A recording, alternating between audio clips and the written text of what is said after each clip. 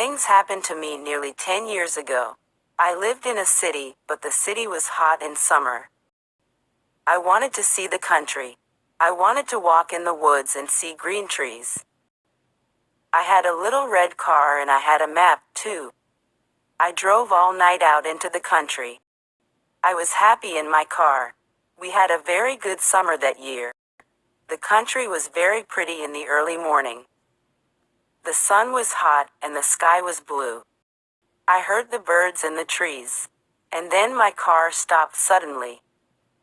What's wrong? I thought. Oh dear, I haven't got any petrol.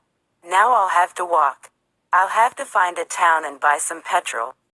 But where am I? I looked at the map. I was near a town. I was lost in the country. And then I saw the girl. She walked down the road with flowers in her hand. She wore a long dress and her hair was long too. It was long and black and it shone in the sun.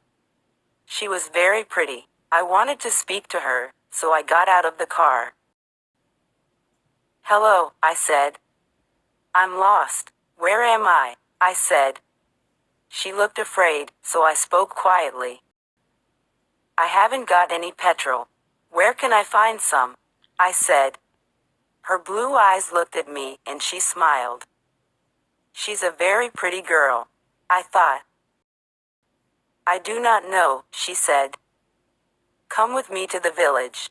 Perhaps we can help you, she said. I went with her happily, and we walked a long way. There isn't a village on the map, I thought. Perhaps it's a very small village, she said. There was a village, and it was old and pretty. The houses were black and white and very small. There were a lot of animals. The girl stopped at a house and smiled at me. Come in, please, she said. I went in. The house was very clean, but it was strange too. There was a fire and some food above it. I felt hungry then. That's strange, I thought. They cook their food over a wood fire.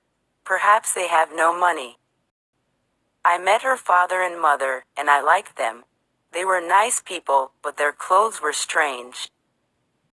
Sit down, said the old man. Are you thirsty after your walk? He gave me a drink, and I said, thank you. But the drink was strange, too. It was dark brown and very strong. I didn't understand, but I was happy there. I asked about petrol, but the old man didn't understand. Petrol? He asked. What is that? This is strange, I thought. Then I asked, do you walk everywhere? The old man smiled. Oh, no, we use horses, he said. Horses, I thought. Horses are very slow. Why don't they have cars? But I didn't say that to the old man. I felt happy there. I stayed all day, and I ate dinner with them that evening. Then the girl and I went out into the garden. The girl's name was Mary. This is nice. We like having visitors. We do not see many people here, she said.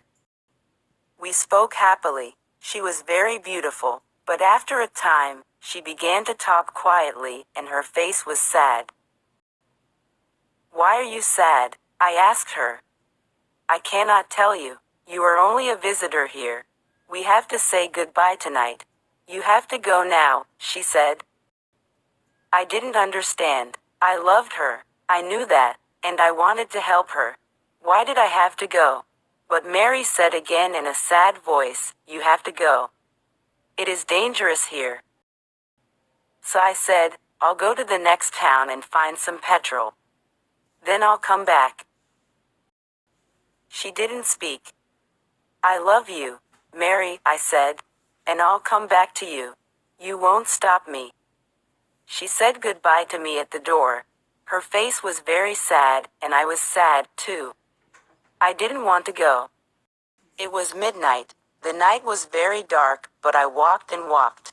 I was very tired when I saw the lights of a town.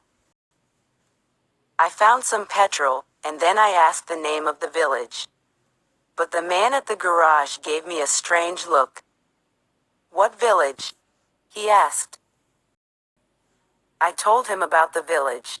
I told him about the old houses and the people with strange clothes.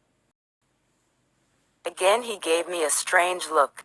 He thought, and then he said, there was a village there, but it isn't there now. There are stories about it, strange stories. What do people say about it? I asked. He didn't want to tell me, but then he said, there was a big fire in the village. Everybody died. There aren't any people or houses there now. How did it happen? I asked. And why? Oliver Cromwell killed them, he said. He was angry with the villagers because they helped the king in the war. I couldn't speak. This isn't right, I thought. That war happened 350 years ago. Then I remembered the strange clothes, the long hair, the food, the fire, and the old houses. And I remembered, too, about the horses. But I don't understand, I cried. I saw the people in the village. I spoke to some people there. The man looked quickly at me, and then he spoke. There's an interesting story about the village.